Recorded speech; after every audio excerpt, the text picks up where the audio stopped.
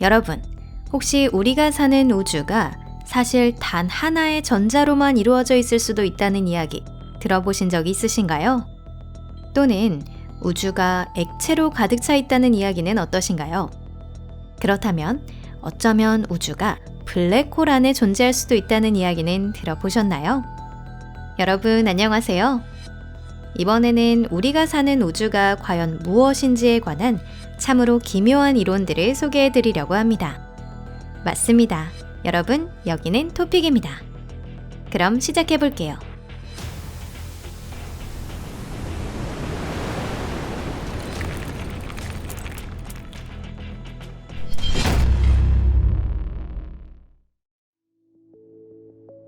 우주의 마트료시카. 지금까지 이 채널에서는 블랙홀과 관련된 여러 가지 이론과 가설을 자주 다뤄왔는데요. 블랙홀이라는 수수께끼 가득한 경이로운 천체는 과학자와 애호가들 사이에서 실로 커다란 주목을 받고 있지만 아직 대부분이 밝혀지지 않았습니다. 그 이유가 단지 블랙홀이 우주에서 가장 희귀한 천체 중 하나이기 때문만은 아니에요. 사실 지구로부터 반경 1000광년 안에는 블랙홀이 전혀 없는 것으로 보입니다.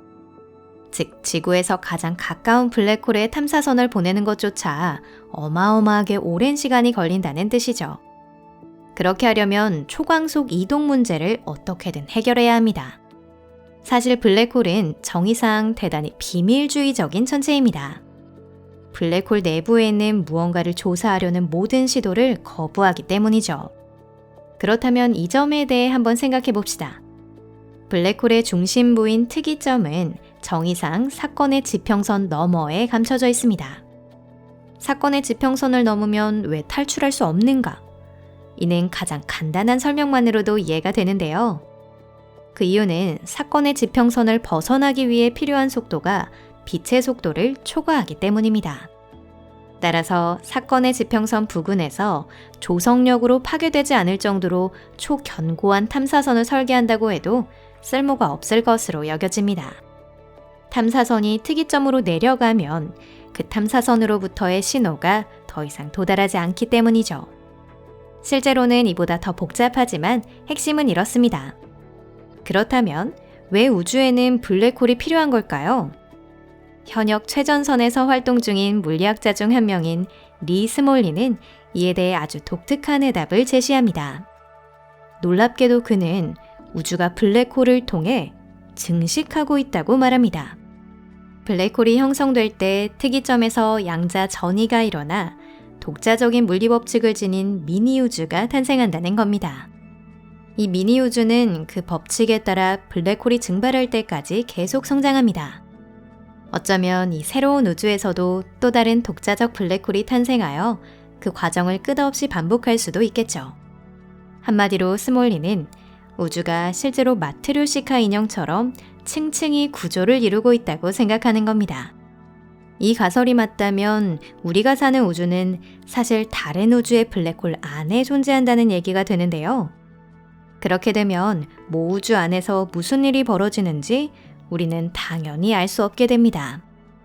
적어도 물리법칙을 자유자재로 바꿀 수 있는 신적인 발전 단계에 이르지 않는 한 불가능하겠죠. 스몰린의 이론에 따르면 우주 역시 다윈이 자연계에서 발견한 것과 같은 자연 도태의 법칙을 따른다고 예측됩니다. 만약 새 우주의 물리법칙이 항성, 더 나아가 새로운 블랙홀의 형성에 적합하다면 그 우주는 살아남고 증식하겠지만 그렇지 않다면 블랙홀이 증발할 때까지 덧없는 생애를 보낼 운명이라는 것입니다. 이 이론의 가장 큰 약점은 맨눈으로도 볼 수 있다는 점인데요. 즉, 새로 태어난 우주는 모 우주에 비해 훨씬 더 작은 규모의 물질만을 품고 있다는 것이죠. 다만 결국 이 우주에 존재하는 거의 모든 물질이 붕괴되어 블랙홀이 된다는 점을 잊어서는 안 됩니다. 지금으로부터 수조 년 후에 찾아올 이른바 블랙홀 시대를 말하는 것이에요. 빅크런치설이 옳다면 결국 블랙홀들이 합쳐져 하나가 될 수도 있겠죠. 우주의 바다. 예전 애니메이션을 좋아하시는 분이라면 꾸준한 인기를 누리고 있는 소년대상 SF 작품인 천원 돌파 그레라간을 보신 적이 있으실 겁니다. 이 애니메이션에서는 주인공들의 우주선이 액체 상태의 진공 바다로 빨려 들어가는 에피소드가 등장하는데요. 진공이 액체라니 어떻게 그런 일이 가능할까요? 이 얘기를 듣고 웃지 않은 사람은 아마 게으른 사람 정도였을 거예요. 하지만 이른바 초유체 진공 이론이라면 그럴 수도 있다는 주장을 펼치는 물리학자들도 있습니다.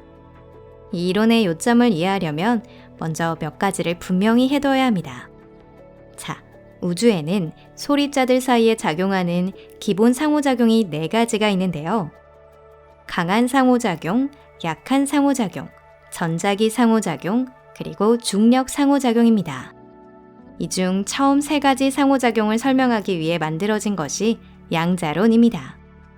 하지만 중력에 관한 통일된 양자론은 아직 존재하지 않습니다. 이는 우리가 우주를 이해하는 데 있어 매우 큰 장벽이 되고 있는데요. 촉근 이론 등 몇 가지 이론적 접근이 존재하지만 과학계에서 보편적으로 받아들여지는 수준은 아니고 많은 문제도 안고 있습니다. 2014년 이탈리아의 물리학자들이 독특한 논문을 발표했습니다. 거기에는 어느 대담한 주장이 담겨 있었어요. 시공간 연속체가 잘못 해석되어 왔기 때문에 중력의 양자론이 성립되지 않는다는 것이었습니다. 우주 물리학에서 관측되는 몇 가지 이례적 현상들은 우주를 초유체로 가득 찬 수조 같은 것으로 상상하면 설명이 가능하다고 합니다. 초유체란 점성이 제로, 즉 마찰이 제로 상태인 액체를 말하는데요.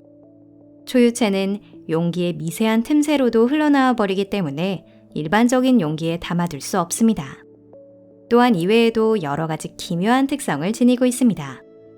이러한 액체의 대표적인 예로는 절대온도에서 약 2도 정도 높은 온도에서 초유체 현상을 보이는 헬륨-4를 들 수 있습니다. 우주 공간은 액체로 가득 차 있지 않다. 직접 우주에 가본 적이 있으니 안다고 반박하시는 분도 계실 겁니다. 하지만 여기서 논의되는 것은 상대적 크기라는 점을 이해해야 합니다. 여러분이 보기에는 욕조가 균질한 물 덩어리로 가득 차 있다고 느껴지는 이유가 여러분이 물 분자에 비해 훨씬 크기 때문이에요. 반면 여러분이 집신벌레라고 가정해 볼까요? 그러면 욕조가 고층 빌딩 정도의 크기로 느껴지겠지만 여러분에게는 욕조가 구들로 가득 차 있는 것처럼 보일 것입니다. 또한 여러분이 소립자만큼 작다면 욕조는 수파색 규모에 달하는 거대한 빈 공간처럼 느껴질 거예요. 그 거대한 빈 공간 한가운데에는 무한히 작은 섬들이 일정한 간격으로 듬성듬성 떠 있고 여기저기 개별 입자들이 우뚝 솟아있는 듯하게 보일 것입니다. 무언가와 닮지 않았나요? 예를 들면 수광년에 걸친 진공 한가운데 별과 행성들이 떠 있는 우주 공간의 모습과 흡사하지 않나요? 전자의 우주. 우주에는 전자가 몇 개나 있을까요? 멘델레예프 주기율표에는 모든 원소의 각 원자마다 전자가 들어있으니 엄청나게 많지 않을까 싶으시겠죠? 하지만 단일 전자 우주가설은 그렇지 않다고 주장합니다. 사실 우주 전체에 전자는 단 하나뿐이라는 겁니다. 이 기묘한 이론을 처음 제시한 이는 천체 물리학자 리처드 파인만입니다. 현대 물리학은 이 사람이 없었다면 상상할 수 없다고까지 평가받는 인물 중 한 명이에요. 왜 전자는 서로 이렇게 구분이 안 될까? 그런 문제에 대해 그는 큰 흥미를 지니고 있었습니다.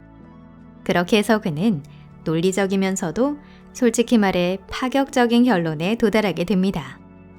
단일 전자 우주가설을 알기 쉽게 설명하는 것은 매우 간단합니다. 단순화를 위해 공간이 3차원이 아니라 시간처럼 1차원이라고 상상해 볼게요. 그리고 간단한 그래프를 하나 그린 뒤 한 축을 공간, 다른 한 축을 시간으로 설정하고 같은 입자가 시점별로 어느 위치에 있는지를 표시해 나갑니다. 이렇게 그려진 곡선을 임의의 선분으로 잘라낼 수 있다고 할게요. 이 이미지만 보면 입자, 정확히 말해 선분이 여러 개 있는 것 같지만 실제 입자는 단 하나뿐입니다. 단일 전자 우주가설에 따르면 전자는 전자일 뿐이고 양전자는 시간을 역행하는 또 다른 전자일 뿐입니다. 물론 블랙홀 내부를 논하는 게 아니라면 공간은 결코 1차원이 아니므로 실제로는 좀 더 복잡한 문제입니다. 하지만 아직 시간의 물리적 성질조차 알지 못하기 때문에 여러분이 그린 그래프를 보고 상상하는 것만큼 간단한 문제는 전혀 아니에요. 그래도 그 의미는 딱 이렇습니다. 우리 눈에는 서로 다른 전자로 보이지만 실제로는 동일한 입자에 서로 다른 시점에서의 위치일 뿐이라는 거죠. 굉장히 머리가 폭발할 것 같은 가설이죠. 게다가 도저히 설명이 안 되는 현상도 몇 가지 존재합니다. 예를 들어 관측 가능한 우주에서 전자는 양전자보다 훨씬 많은 게 분명하며 우주 전체를 평균적으로 볼 때 우주는 전자처럼 음전하가 아니라 중성전하를 띠고 있습니다. 게다가 파인만은 농담을 무척 좋아했던 것으로 유명하고요. 과학계에서 흔히 말하는 트롤 같은 면모도 있었기 때문에 그가 이 가설을 진지하게 제안한 것인지 아니면 지나친 장난이었는지는 판단하기 어렵습니다. 이번 영상에는 분량의 제한이 있으니 만약 여러분이 관심이 있으시다면 단일 전자 우주 가설을 주제로 다른 영상에서 다시 다룰 수도 있겠습니다. 사실 우주의 본질에 관한 기묘한 가설은 이 밖에도 더 많습니다. 원하신다면 그 주제로 영상을 하나 더 만들어서 더욱 크레이지한 가설 몇 가지를 소개해드리고 싶네요. 이번 영상이 재미있으셨다면 좋아요를 눌러주시고 SNS에 공유도 부탁드립니다. 여러분 잘 부탁드립니다. 그럼 다음에 또 만나요. 안녕히 계세요.